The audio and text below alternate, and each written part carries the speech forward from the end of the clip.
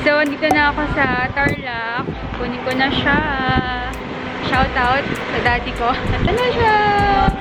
Sinubukan ko kanina. Ang dali pala. Mas madali pala mag-matic talaga compared pag manual.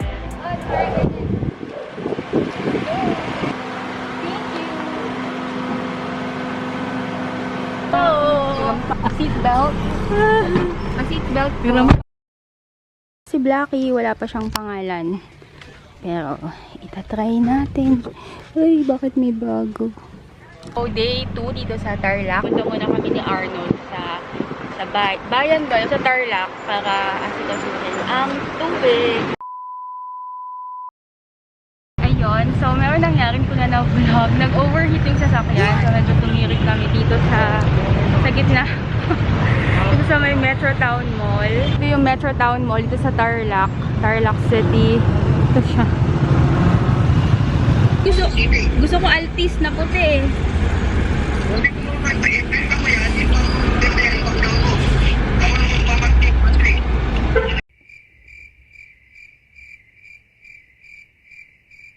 Sobrang init ng cellphone.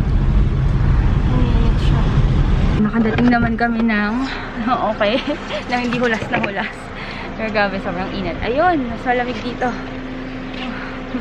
The next day. Another day dito sa probinsya. Papaayos ko din tong sasakyan. Parang nakatulong na dito muna ako nagstay talaga sa probinsya kasi na-practice din ako dito. Medyo makipot yung daan, tapos medyo rough road. Nahirapan lang ako kapag magta-turn, lalo na kapag may mga kasalubong. Okay, success. Ay, may motor. Kuya, una ka po, please.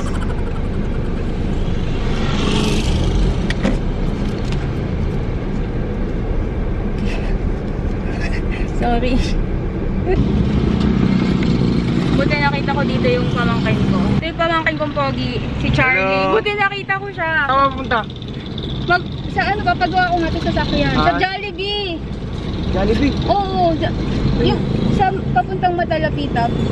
Matraffic dyan. Traffic. Diretso ko muna lang dito. O, paano kung may tatawid dito? Hindi, diretso mo lang. Pwede na? Tingad ka. Tignan mo kasi ah. Sige, diretso mo lang. Mamamatay ako dito. Diretso mo lang. Hindi ko nga makita. Bye-bye. Yeah. Ang hirap naman. Ayoko na. Magka-grab na lang ako. A few moments later. Nagkaligaw-ligaw na ako. Yung biyahe na dapat 10 minutes lang. Parang 1 hour na akong bumabiyahe. Ayan, so nakadating ako sa Jollibee after 1 hour. Okay. Thank you. Thank you po. Okay. Dapat 10 minutes, 5 minutes lang yon. 1 hour po natin binyahe. Dito tayo sa Barangay Ako Kulaw. Nakasama ko na si Arnold. Kaligaw-ligaw ako. So, mas okay mag-practice dito sa probinsya. Kasi syempre, konti lang yung sasakyan. Tapos makipot din yung daan. So, medyo similar din naman sa Manila. So, ngayon punta na kami sa mekaniko para ipaayos. May aircon siya ngayon. Hopefully, okay naman. Dito po tayo ngayon sa Rangayan. May nag-overtake kanina. Alikabok. Ay, ang ganda doon. May mga bundok. Dito sa Talier, wala naman din yung gumagawa. Ano? Hindi natin basta-hindi mo naman basta-basta papatik doon yung gila. Mabilis na kami makapunta.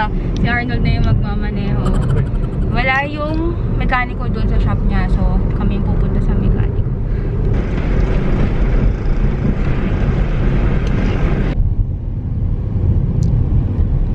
Bili muna kami ng grupo. Kaya nga eh, wala nga. Kaya nga nung pala eh. Kaya Dito na kami na yung nagpunta sa mekaniko. Kasi meron daw silang service. Dito sa Ramos. Sa amin, sa paligid. Nawawala na nga yung takip daw ng makina. Wala naman ako alam dyan. Okay, boss, yan. Bago yan, boss. Yung ano yan, yan. Kompreso. Ay, yung hangin. Hindi siya normal, 115 na siya. Kasi dapat yan, nasa 98 lang yan eh. tapos ang ilaw yung nire-red. Ano pong gagawin? Kailangan lang ano, lagyan ng thermostat. Oo, thermostat. Naapektuhan din kasi kapag uminit yung kan mo, radiator mo, naapektuhan yung aircon. Magagawa pa ba to nung talagang condition na gawa? Pwede po magagawa po natin yan. Mga Yung ganun? bang pagka napalitan po natin yung ECT, tsaka thermostat, at nag-blink pa rin po yung init. So yun doon po tayo magbubukas ng makina. Pero top overhaul lang po ng papalitan po natin, cylinder gasket lang. Matutunan po. Magkano nga po? Cold 3 lang po lahat. Magiging Cold three. mause po yung makina. Lahat na po. Yung 2 to 3 days. Tama. Mas maganda rin, ibaba na lang yung makina, check up na lang yung mga laman loob. Dati kasi nung nalabas, condition na. Eh nung biniyahin naman namin, taklak lang, tumirik kami. Ayun nga yung ECT yung A few minutes later. So dito muna kami sa kamag-anak namin. Sobrang alikabok kasi, pwede mo nang sulatan talaga. Ayan. So, ika-car wash muna ni Arnold dito sa kanila. linis na naman.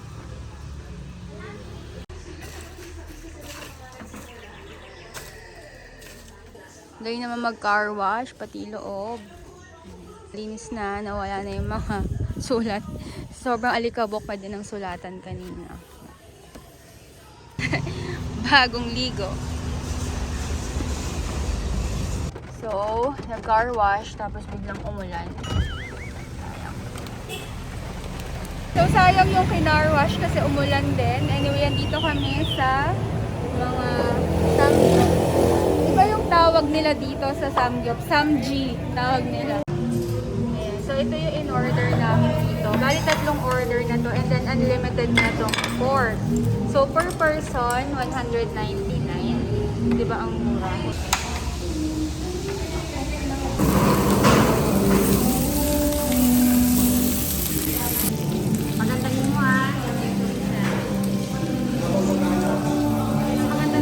Ang ganda ng cam ni ate.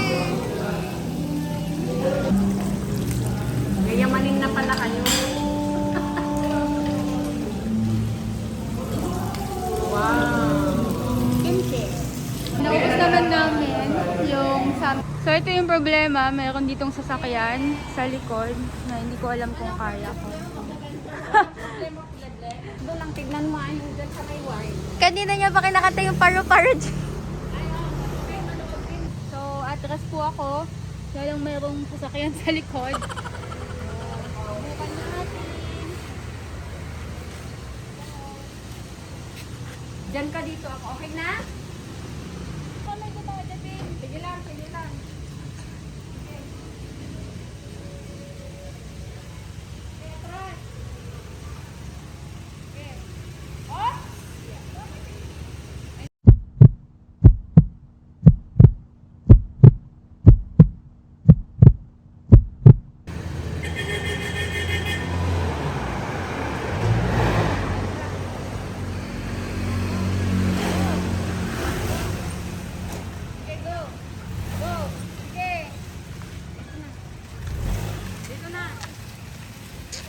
Haha, success. Pero may ano. Okay, so ginabi na ako.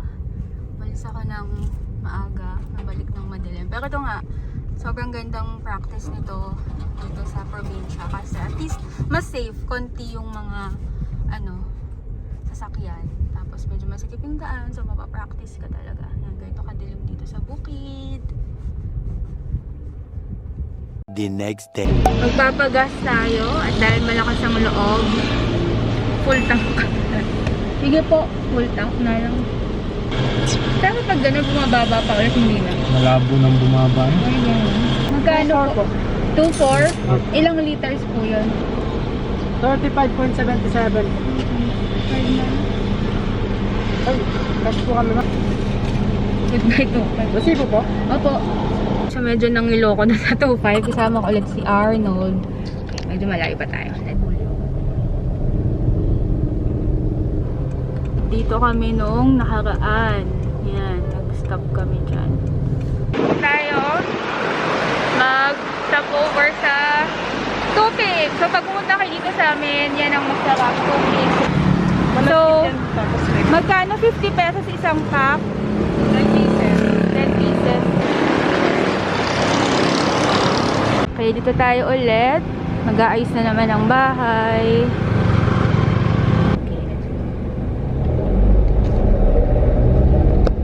Tapos,